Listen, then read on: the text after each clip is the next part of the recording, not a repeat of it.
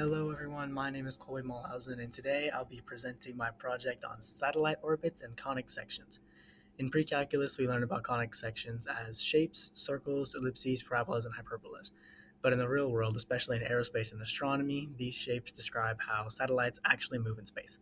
In this presentation I'll show how conic sections directly explain the paths satellites take around the Earth and why NASA relies on this math every day. Let's start with circular orbits. A circular orbit is actually a special case of an ellipse where the eccentricity equals zero and both axes are the same length. In a circular orbit, a satellite stays the exact same distance from Earth at all times. For the orbit to remain circular, the satellite's speed has to stay perfectly constant. Gravity pulls inward, and that force must match the exact centripetal force needed to keep the satellite moving in a circle. In reality, perfectly circular orbits are rare because even tiny disturbances like atmospheric drag or gravitational pull from the moon cause slight changes. Most satellites require periodic thruster adjustments to stay circular. Circular orbits are mainly used when we need uniform coverage or consistent altitudes, such as some low Earth imaging satellites. Most satellites actually orbit Earth in an ellipse like this one. A medium ellipse orbit has an eccentricity between 0 and about 0.5.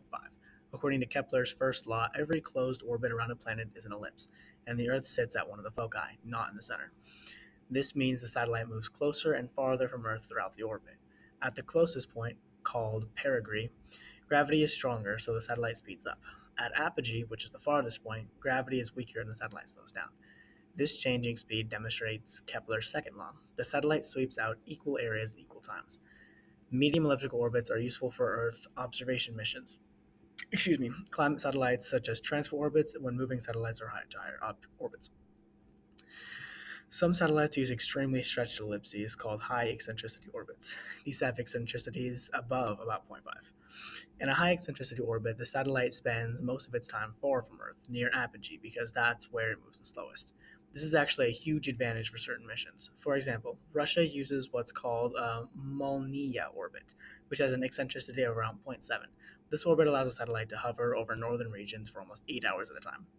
High eccentricity orbits are useful for communication, early warning systems, and weather satellites that need long duration coverage over specific parts of the world, especially areas geostationary satellites can't reach well.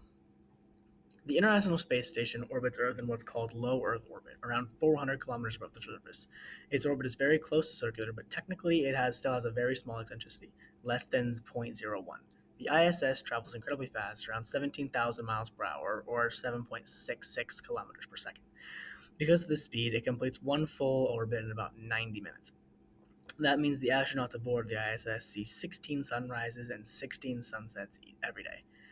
The station's orbital inclination is 51.6 degrees.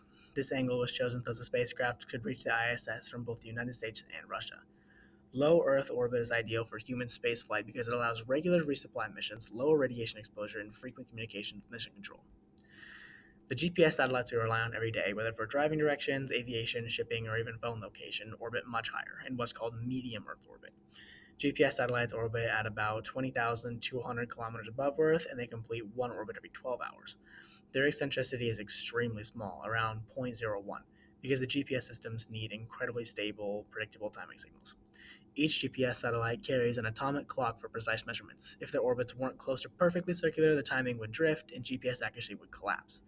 The satellite constellation is arranged in 6 orbital planes with 4 satellites in each, ensuring that you can always see at least 4 of them from any point on Earth. This allows your device to calculate your location using trilateration. And these are the sources I used for this project. I used NASA, the European Space Agency, certain parts of textbooks, and official government resources. These sources explain the physics behind orbits, national mission design, and how conic sections apply in real-world engineering. And yeah, thank you so much for listening to my presentation.